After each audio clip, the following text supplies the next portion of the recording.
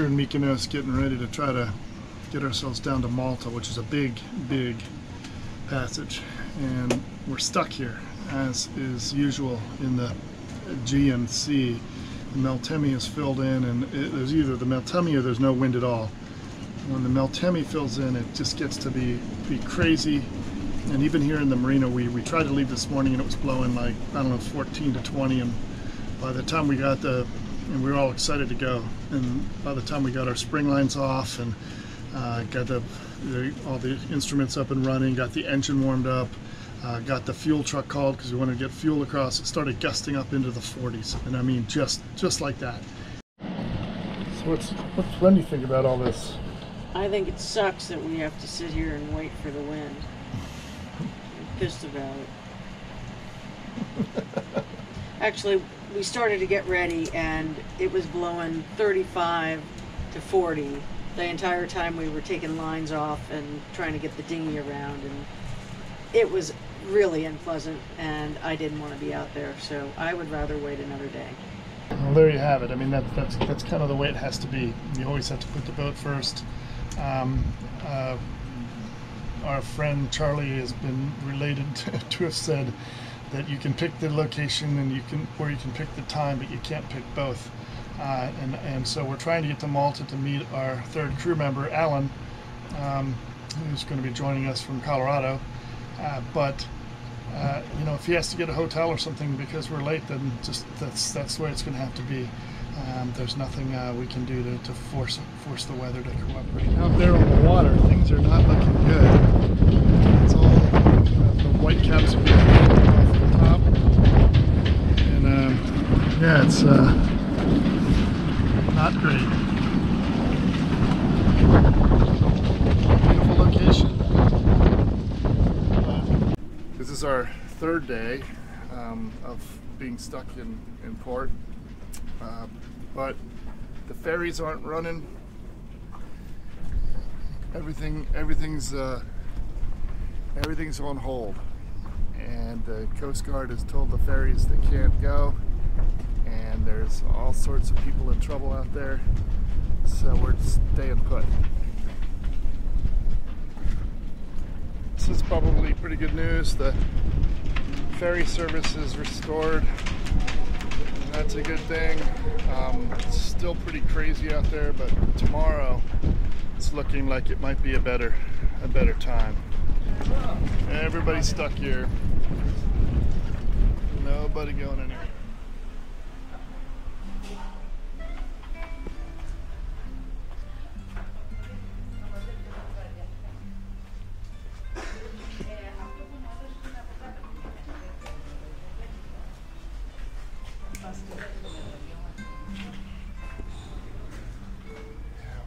Loving Mykonos, might as well take advantage of it while we're here. So we like the Windy app. It's a pretty good wind prediction program. But here's what trick that we've learned is you absolutely have to go with the wind gusts option, because watch what happens when you do that. And this is much more representative of what's going on here. Here we can look and see that it's 35 knots is what they're saying, and that is exactly right. The wind gusts are the only thing that really matter. The base wind, you know, if you can call it that, means nothing. When you go back to this, it says 24 knots, which is fully doable for sailing, but I can tell you right now that if you went out there right now, you would be in a world of trouble. So we go with the wind gusts option, and then we can play going forward to see what happens, and then as we get to the following morning, we can see that tomorrow morning the wind gusts are up around 25, and that's fine for us. We'll be happy to leave. Unfortunately, as the day goes on, it gets even lighter, and but it's better than being slammed all day long. So we'll have to take it. There's not a better option. So we pretty much prep the boat as much as we can. We've got our passerelle up. We have our aft spring lines off. We can't really move our dinghy around to the starboard side until we get our bow line off. So we're going to do that. fast ferries leaving gives us a better view of what's happening out on the water, and it all looks doable right now. The only thing that's missing is the fuel truck. The fuel truck has to arrive on that pier across the way, and once that happens we'll go over. I don't want to be on those rubber tires for longer than we really have to be. It's a big passage. Big passage. So we got some I don't know, nerves are on edge right now.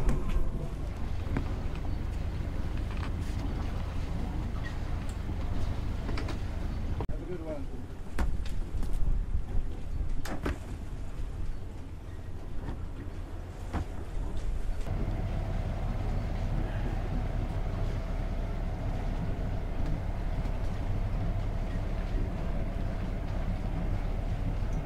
Oh, here's the fuel truck coming.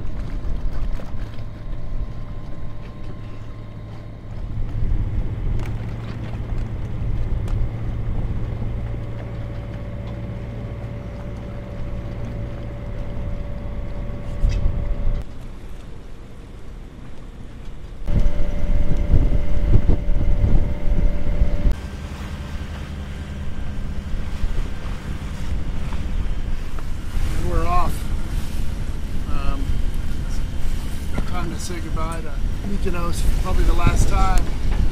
We love the place, but it's time to bolt. So we're seeing some pretty decent wind already. But I have a feeling it'll die off once we get around the corner. This is a pretty big wind acceleration zone, convergence zone they call it. We're gonna set sail as soon as we can because we don't have enough fuel. So the situation that we have,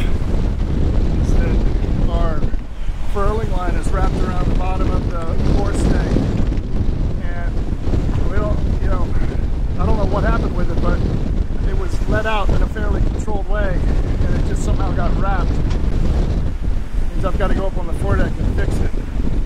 I'm not looking forward to that at all. We do have a turn off the wind that we're going to be making in a little while, and that'll lessen the forces. I'm going to wait for that if I can. Not hurting us at the moment. Just can't make any sail adjustments.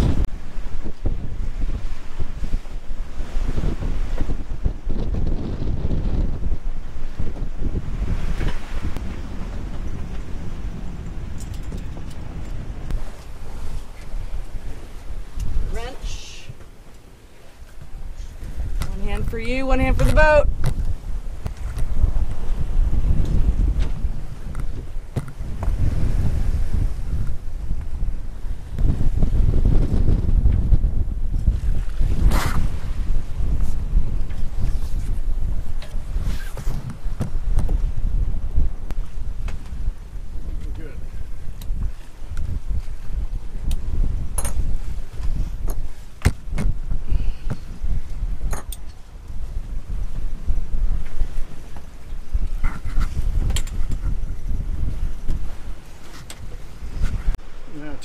Too much fun for one day.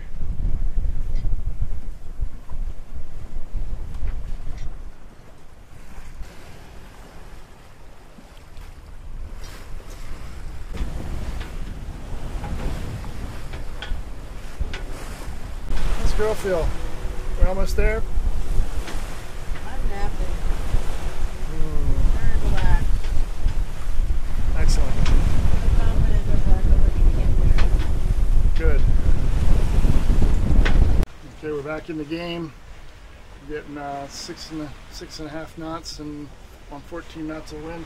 We think that what's happening is that the wind is now wrapping around the other side of Tinos. That's Tinos Island up there. Either that or we're just getting far enough away that it's coming over the top, but it really feels like the wind direction's this way. So we're you know, we're happy with this. We'll be making another turn off the wind. Here's a little ferry, not a little ferry, it's one of the Sea Jets ferries, coming up to Mykonos for part of its route. And we got all of our headsail out and about half of the main. The main will shadow the headsail on a downwind run, so sometimes it's counterproductive to use it, but I think we're doing okay now.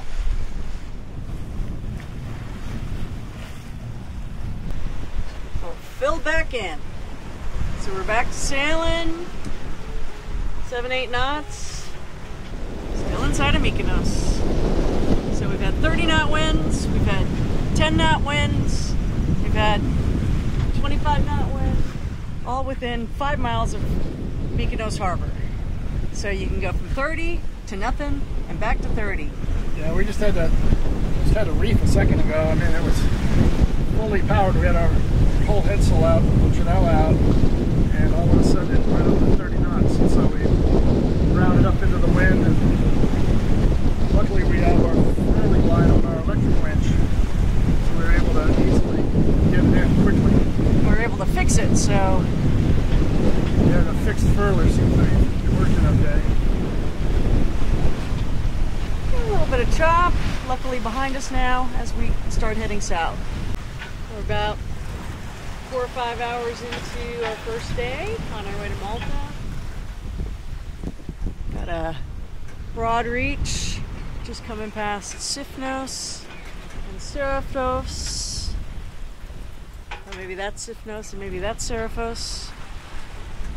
Got a following sea. A little bit rolly, not too bad. We're averaging between 6.5 and 7 knots.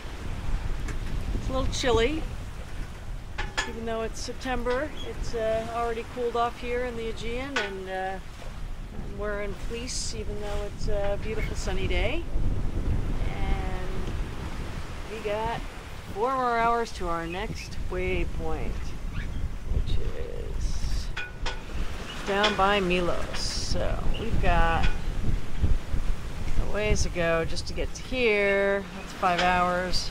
And then we got to turn the corner at Kythera and then go towards Malta for 3 days. So yeah, it's scary times here. We've got a pon call.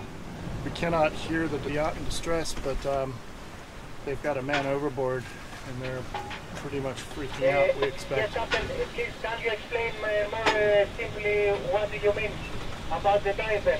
The diver is found.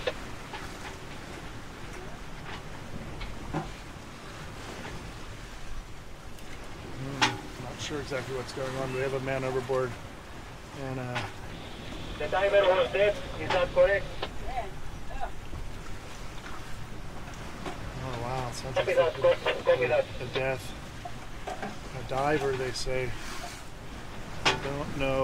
We don't know what's going on, whether it's a sailing vessel or or say a commercial dive boat or something, but it sounds like they lost somebody. And that's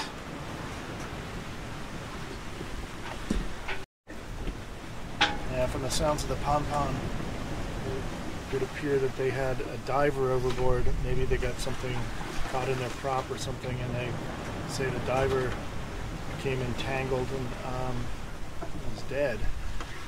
So it's just a really rough call to hear.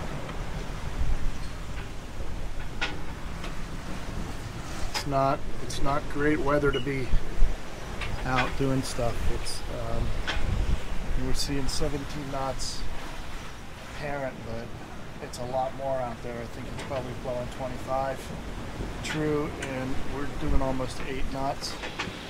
This is Olympia Radio. Yeah, they're outside of our radio range.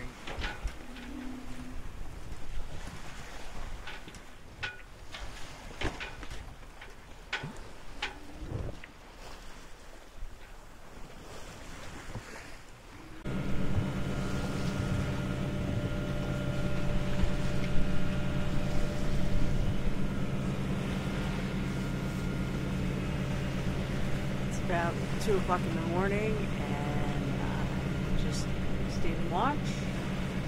It's pretty calm and boring. A couple of boats going by. Just had a cruise ship and a couple of freighters. I think I'm on a path that they're on as well, so had several boats come quite close, within a mile or so. So just had to keep my eyes open and make sure that they altered course appropriately. It's a beautiful night, a little bit damp, very quiet. No wind, of course, so we're motoring, and it's our first night out, so still pretty wide awake, but tomorrow night I'm sure I'll be very tired at this time.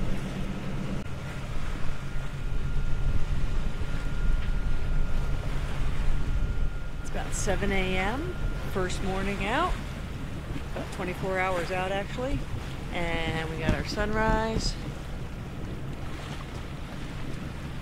Got 4 knots of wind, so we're motor sailing, and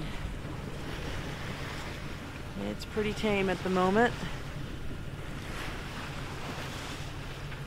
Like to go scratch the backstay and turn around 3 times, see if we can get some more wind. Got a long ways to go. I have to say it's a little scary to know that we've got 3 days where we're going to be completely away from everything, and with the wind predictions, the fuel that we have will be enough to get there, but it won't be terribly in excess. So definitely crossing my fingers that we get some wind after we get past this point, and we get a couple more hours of sailing, maybe a full day.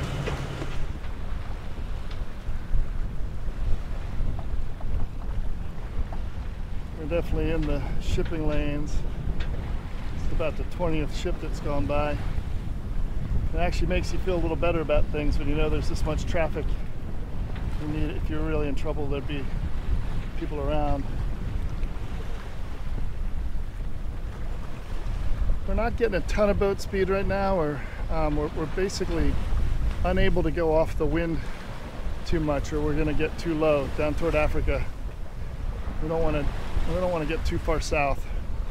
So we're really kind of pinching. We're doing everything we can to maintain a combination of boat speed and maintaining windward progress. But it's a beautiful day, absolutely gorgeous.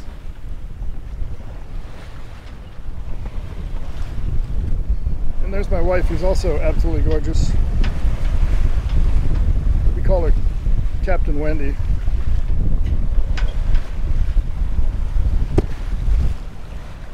Isn't that right? Aye, aye. Aye, aye, sir. That's how it's said. That's the proper way to address Don't swap the deck. your husband.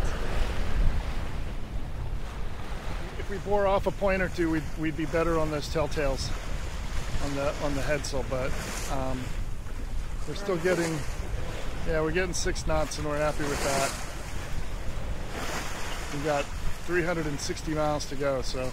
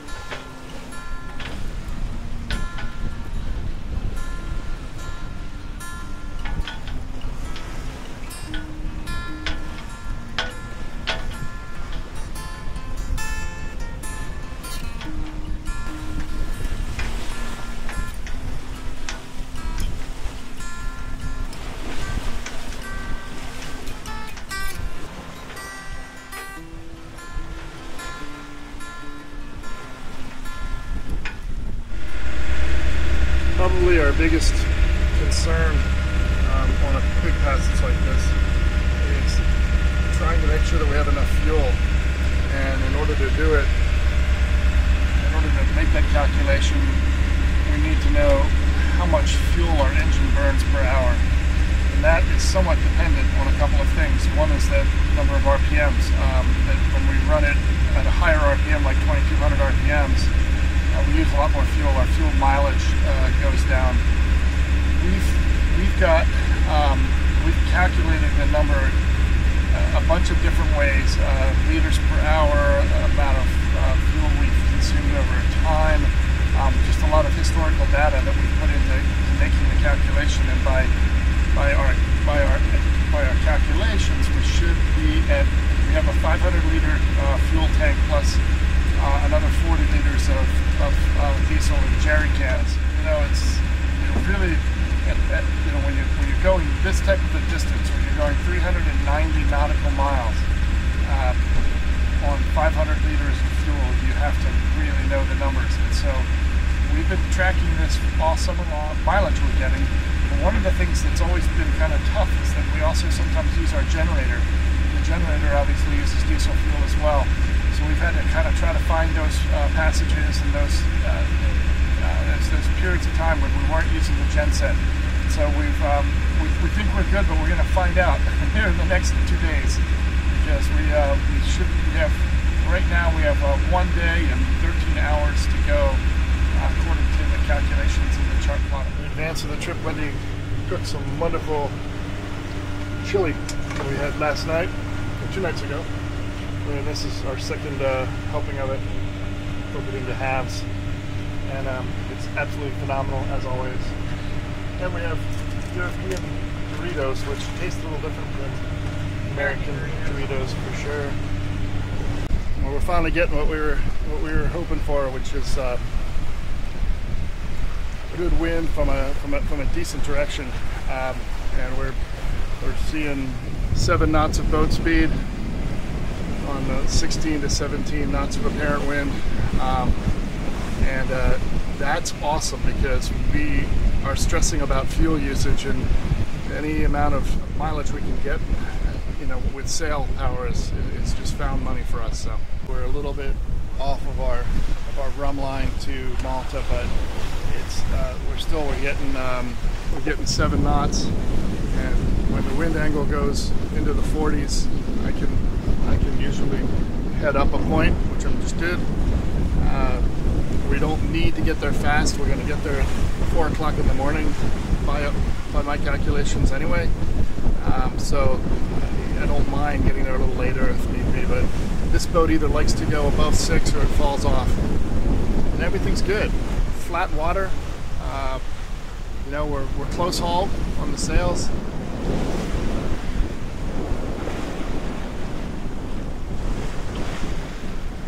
Things are looking good.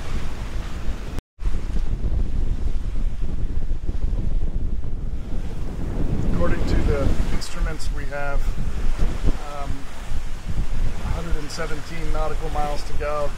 We should get there in about 20 hours. Although that number fluctuates greatly based on boat speed, and actually speed over ground is a big one. We have been fighting a 1 knot current more or less against us for the last couple of days, and there's just nothing you can do about that.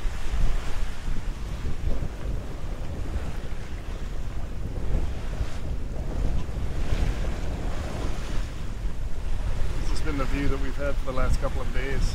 Just no land. So up there's the Italian mainland. We're actually in Italian waters now, which is nice. I watched us cross between Greece and Italy last night. You can kind of see it in the clouds that it's having an effect on the weather. It's sucking air up into the Aegean Sea right now. I believe there's a low pressure system up in the middle of the Ionian that we're actually running from a little bit. Got more shipping channel issues going on.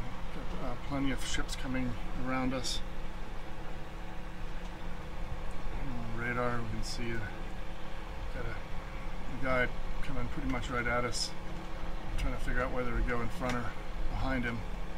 So, but he's still, I don't know, Looks like about 4 to 5 miles out. Yeah, we don't usually call other shipping traffic on the radio, but in this case, this guy here is on a direct collision course with us. So we gave him a shout. He was very nice about the whole thing and offered to take 2 points to starboard for us. And that helped us out because we're very close to the wind. We're about as close to the wind as we can get, and once we lose boat speed off the wind, it's hard to get it back. Skipper Wendy keeping it all under control. Oh my god! Oh my god! Oh my god! When in doubt, scream and shout. Right? We're gonna die! We're having a great day. Yeah, no, it's good. We're saving fuel. We might make it there without running out. We might actually sail into Valletta Harbor. 6 o'clock in the morning on the 20th. I guess that makes sense. This is our 4th day. And we are just coming into Malta. We're about 12 miles away. I'm very tired. And check out this set of boots in there. It's just crazy. These are all tankers getting filled up, I guess. So we got 12 more miles. And then we get to go clear in and get to our harbor and we can take a very long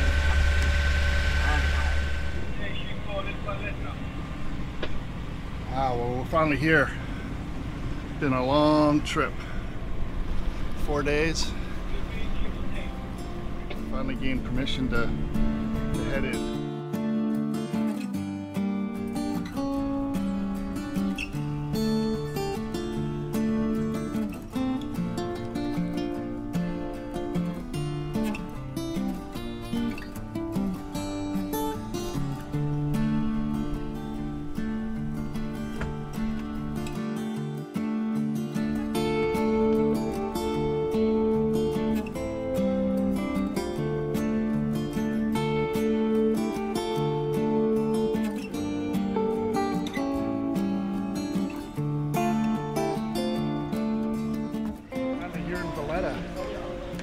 Getting some lunch after finding our berth, getting diesel.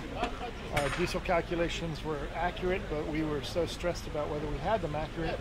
We were convincing ourselves that we were short. We actually ended up with 200 liters extra when we got here. So I had no idea that we were so fuel efficient. I mean, our calculations said we were that fuel efficient, but we didn't believe ourselves. So. Today's Maltese Independence Day, so there's lots of celebrations going on, and fireworks were going off last night, and just a really great time to be here. These little boats take you across to the other side to the city, actual city of Valletta. We're in the area called Three Cities, which is kind of across the way. Up there on the hill is Valletta proper. Much more densely populated area.